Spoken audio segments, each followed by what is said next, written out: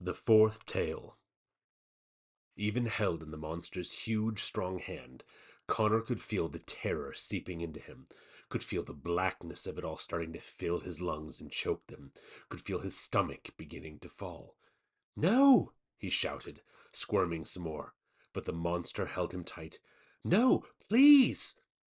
The hill, the church, and the graveyard were all gone. Even the sun had disappeared, leaving them in the middle of a cold darkness, one that had followed Connor ever since his mother had first been hospitalized. From before that, when she'd started the treatments that made her lose her hair. From before that, when she'd had a flu that didn't go away until she went to a doctor and it wasn't the flu at all. From before even that, when she'd started to complain about how tired she was feeling. Ever since before all that, ever since forever, it felt like the nightmare had been there, stalking him, surrounding him, cutting him off, making him alone. It felt like he'd never been anywhere else. Get me out of here, he yelled. Please! It is time, the monster said again, for the fourth tale. I don't know any tales, Connor said, his mind lurching with fear. If you do not tell it, the monster said, I shall have to tell it for you.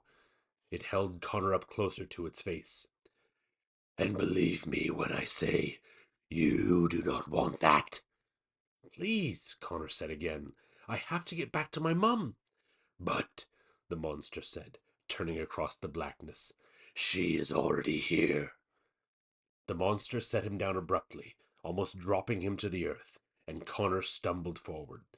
He recognized the cold ground under his hands, recognized the clearing he was in, bordered on three sides by a dark and impenetrable forest, recognized the fourth side, a cliff, flying off into even further blackness. And on the cliff's edge, his mum. She had her back to him, but she was looking over her shoulder, smiling. She looked as weak as she had in the hospital, but she gave him a small wave. Mum! Connor yelled, feeling too heavy to stand, as he did every time the nightmare began. You have to get out of here! His mum didn't move, though she looked a little worried at what he'd said. Connor dragged himself forward, straining at the effort. Mum, you have to run! I'm fine, darling, she said. There's nothing to worry about. Mum, run! Please, run! But darling, there's... She stopped and turned back to the cliff's edge, as if she heard something. No, Connor whispered to himself. He pulled himself forward some more, but she was too far to reach in time, and he felt so heavy. There was a low sound from below the cliff, a rumbling, booming noise, like something big was moving down below, something bigger than the world, and it was climbing up the cliff face. Connor? His mum asked, looking back at him. But Connor knew it was too late. The real monster was coming. Mum! Connor shouted, forcing himself to his feet, pushing against the invisible weight pressing down on him. Mum! Connor! His mum shouted, backing away from the cliff's edge. But the booming was getting louder, and louder, and louder still. Mum! He knew he wouldn't get there in time, because with a roar, a great cloud of burning darkness lifted two giant fists over the cliff top. They hovered in the air for a long moment over his mum as she tried to scramble back. But she was too weak, much too weak.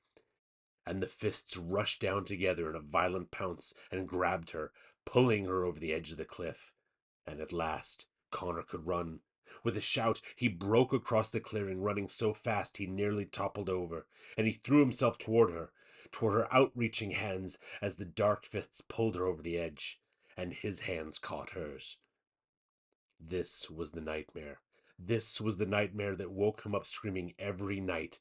This was it happening, right now, right here. He was on the cliff edge, bracing himself, holding on to his mother's hands with all his strength, trying to keep her from being pulled down into the blackness, pulled down by the creature below the cliff, who he could see all of now.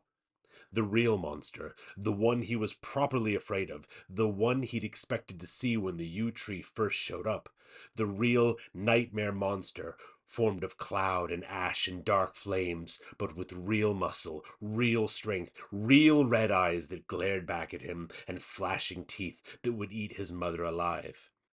I've seen worse, Connor had told the yew tree that first night. And here was the worst thing. Help me, Connor, his mum yelled. Don't let go. I won't, Connor yelled back. I promise. The nightmare monster gave a roar and pulled harder, its fists straining around his mother's body, and she began to slip from Connor's grasp. No, he called. His mum screamed in terror. Please, Connor, hold on to me. I will, Connor yelled. He turned back to the yew tree, standing there, not moving. Help me! I can't hold on to her. But it just stood there, watching. Connor! His mum yelled, and her hands were slipping. Connor! She yelled again. Mum! He cried, gripping tighter. But they were slipping from his grasp, and she was getting heavier and heavier, the nightmare monster pulling harder and harder. I'm slipping! His mum yelled. No! He cried. He fell forward onto his chest from the weight of her and the nightmare's fists pulling on her. She screamed again and again. She was so heavy, impossibly so. Please, Connor whispered to himself.